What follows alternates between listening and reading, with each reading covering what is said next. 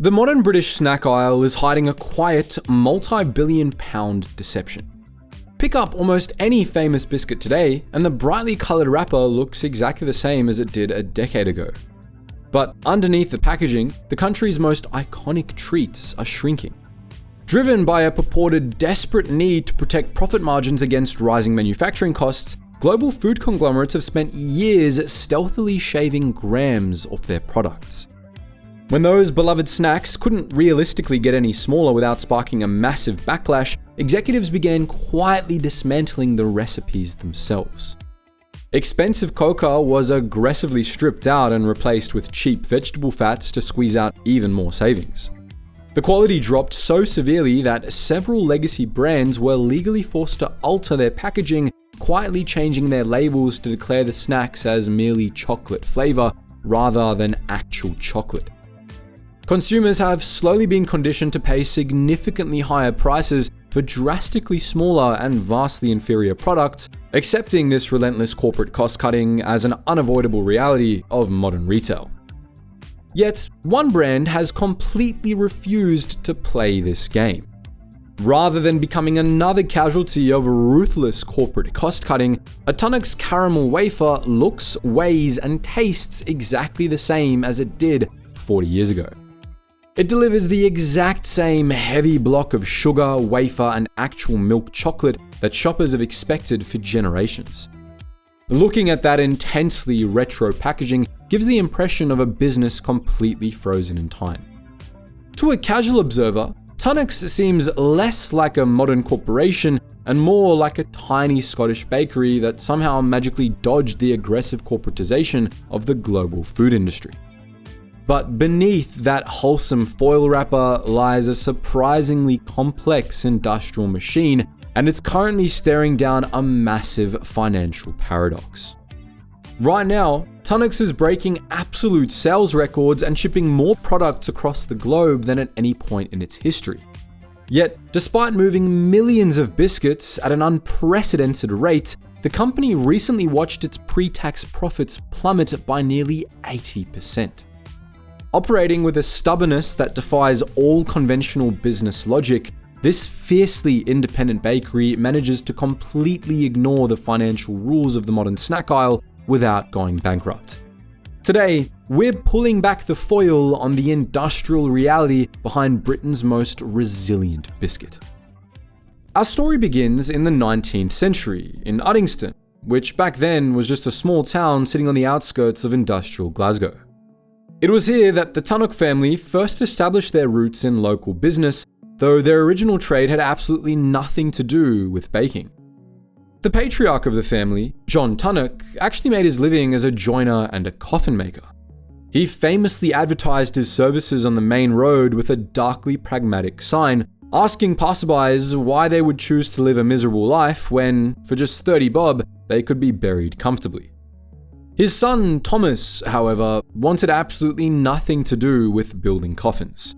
He decided to forge his own path and enter the food industry instead, and after leaving school, Thomas dedicated his youth to a rigorous bakery apprenticeship in Aberdour to master the foundational skills of commercial baking.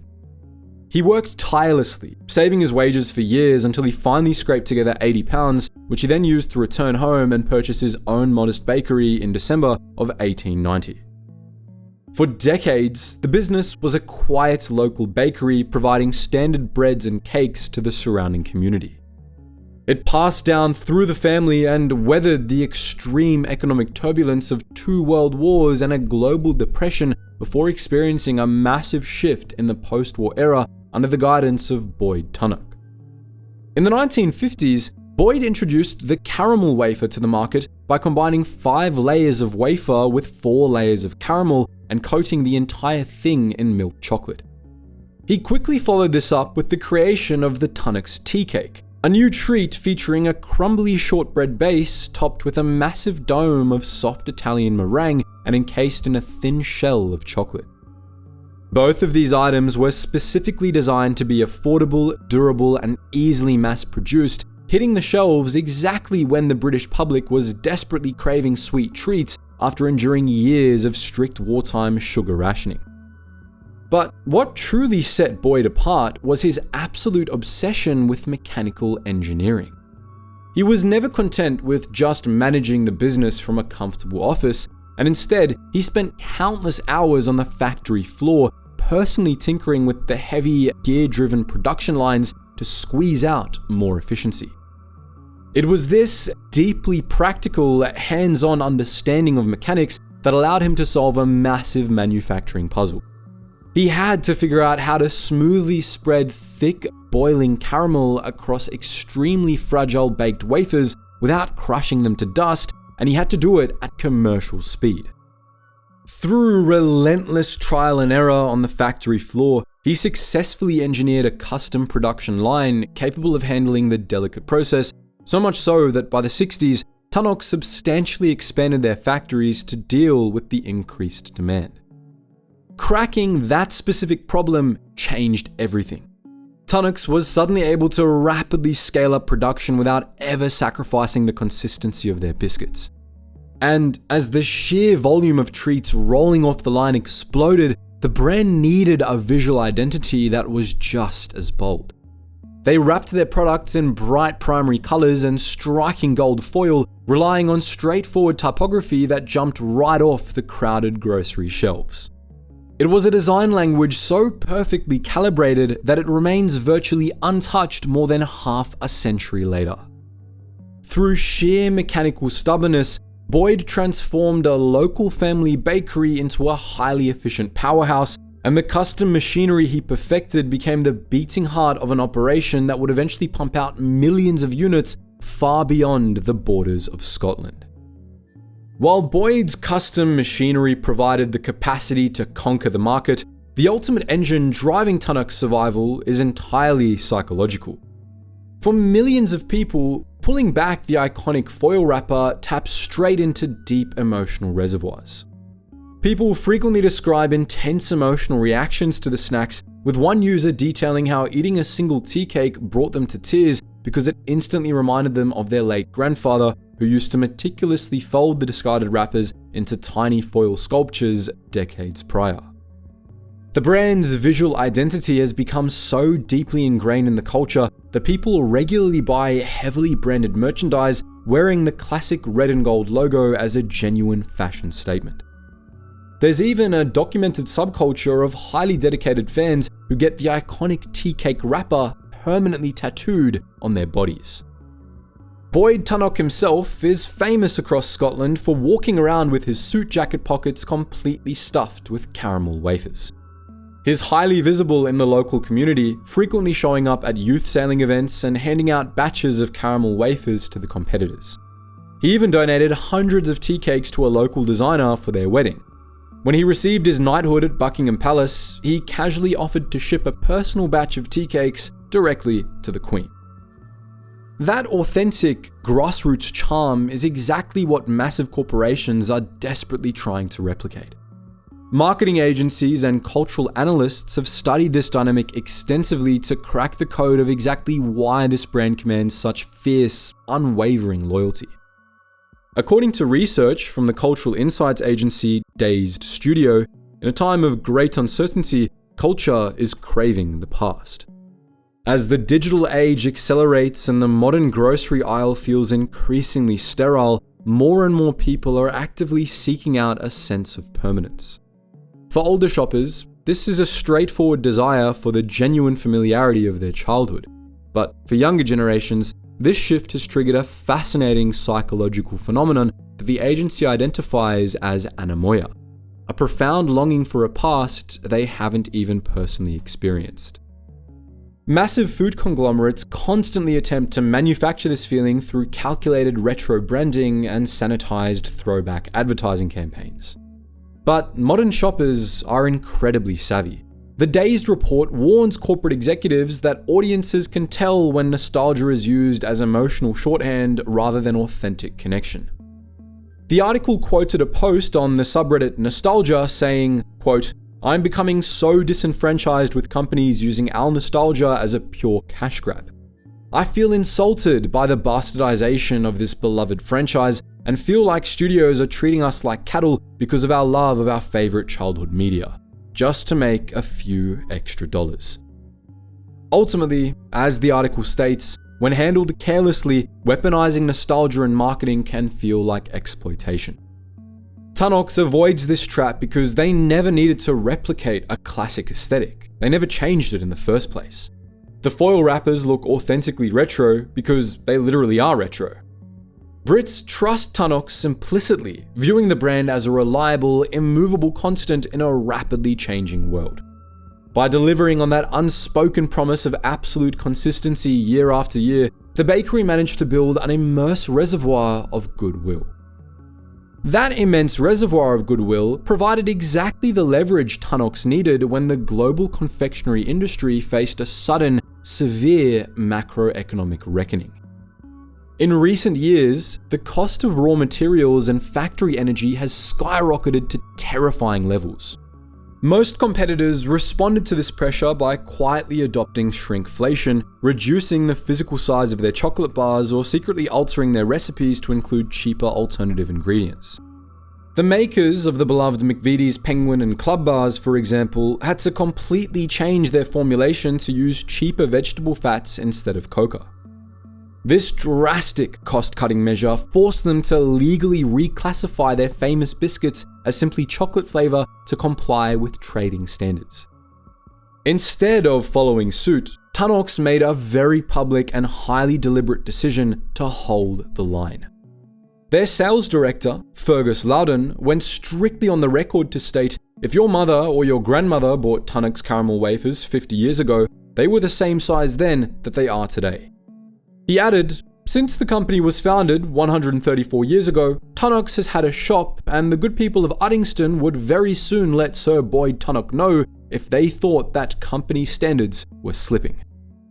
But delivering on that promise came with a devastating financial cost that shook the very foundation of the company. Pumping out millions of biscuits every single week requires a staggering amount of raw materials, leaving Tunnock completely exposed to the brutal volatility of global commodity markets. That vulnerability became a massive problem when the market for their most crucial ingredient, cocoa, recently experienced a historic and catastrophic collapse. Thousands of miles away from Uddingston, deep in the Ivory Coast and Ghana, which together produce the vast majority of the world's cocoa supply, severe, unpredictable weather patterns resulted in prolonged droughts that were suddenly followed by unseasonal rainfall. This extreme weather decimated the delicate harvests, while the surviving crops were simultaneously ravaged by the rapid spread of the cacao swollen shoot virus. As the physical supply of usable cocoa beans plummeted, the global market price skyrocketed to unprecedented levels. To make matters worse, that historic spike in cocoa prices collided head-on with the lingering economic shocks of the war in Ukraine. The conflict drove up the price of the massive amounts of energy required to power the giant industrial ovens and sprawling conveyor belts inside the Scottish factory. Balancing those staggering electricity bills with the unprecedented cost of raw materials created an absolute financial nightmare for a company that relies entirely on thick chocolate coatings to finish its products. Faced with this impossible situation, management chose to absorb the financial impact directly onto their balance sheet to protect their brand reputation. Even though they pulled in a record-breaking turnover of over £87 million, the soaring cost of buying that necessary cocoa effectively wiped out their profit margins. Their pre-tax profits dropped violently from over £4 million down to just $841,000. They successfully maintained their brand integrity and their massive sales volume, but doing so meant willingly sacrificing nearly 80% of their bottom line. Taking a massive financial hit just to protect a recipe proves how stubborn Tunnock can be on a global scale. But sometimes, the most unpredictable threats to a brand actually come from right outside the factory gates. Operating out of Uddingston has made the company completely intertwined with Scottish national identity. That intense local loyalty is usually a blessing, but it suddenly became a massive liability in 2016 when executives decided to aggressively push the brand across the rest of the United Kingdom. Trying to introduce their tea cakes to millions of English blokes unfamiliar with it, management marketed the snack specifically as a great British product and quietly scrubbed the deeply historical Scottish lion rampant symbol from their promotional materials. The Scottish public treated the move as an absolute act of cultural treason. That single marketing decision triggered a wave of visceral outrage across the country that quickly spiraled out of control. Politicians began sounding off in the press as aggressive boycott campaigns flooded social media platforms. Before long, all of those online complaints spilled out into the real world. A separatist group calling themselves the Scottish Resistance actually marched right up to the Uddingston factory and organised a physical protest right outside the gates. The protesters arrived at the factory gates ready to publicly denounce the company executives as traitors to Scotland. The sheer absurdity of the scene peaked when a 68-year-old local woman decided to stage her own silent counter-protest. She simply stood right at the front of the shouting crowd and slowly ate one of the controversial tea cakes with obvious delight.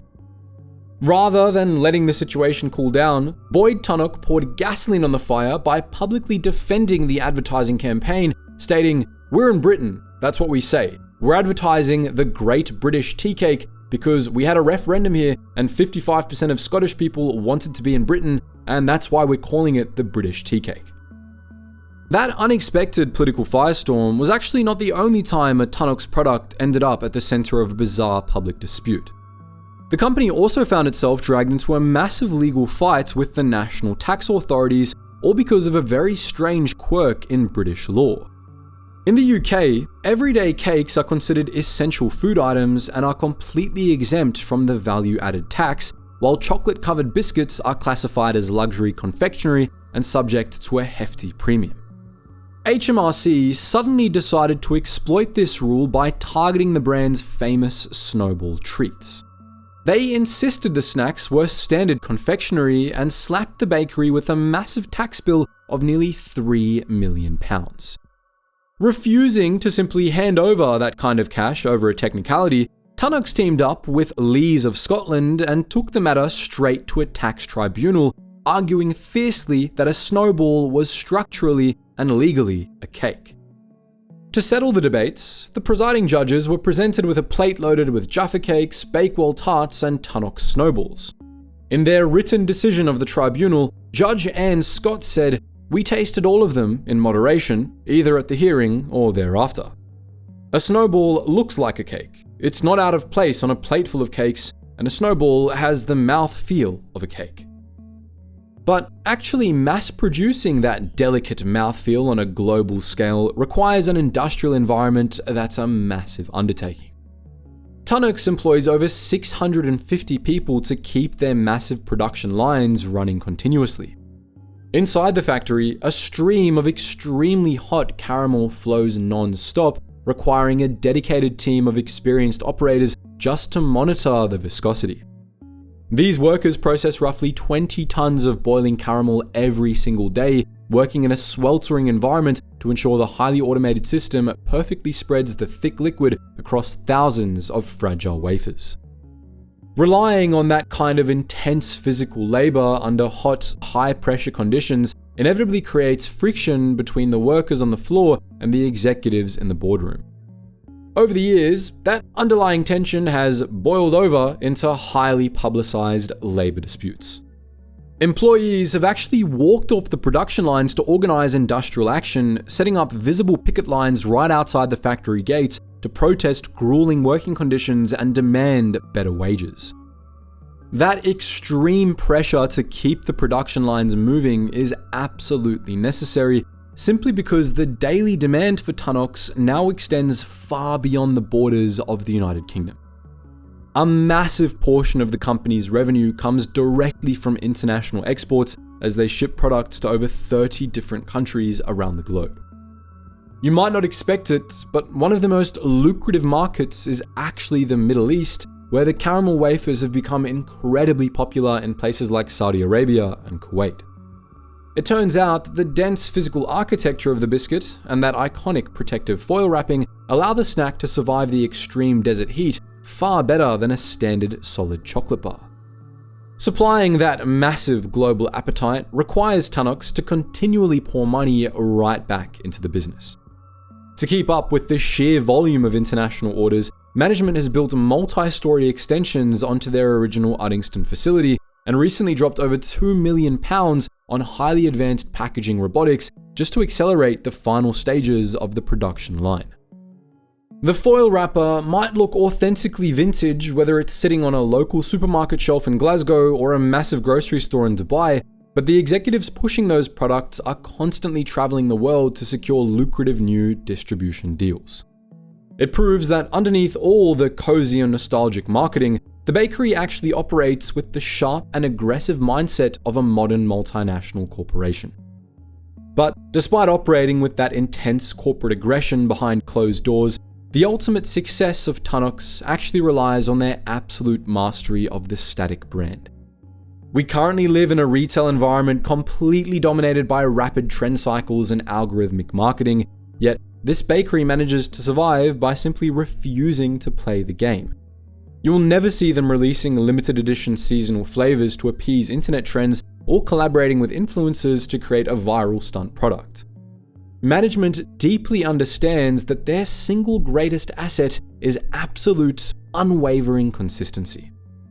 By continuing to offer a familiar biscuit that looks, feels, and tastes exactly as it did decades ago, they provide a rare and reliable anchor point in the heavily optimized modern grocery aisle.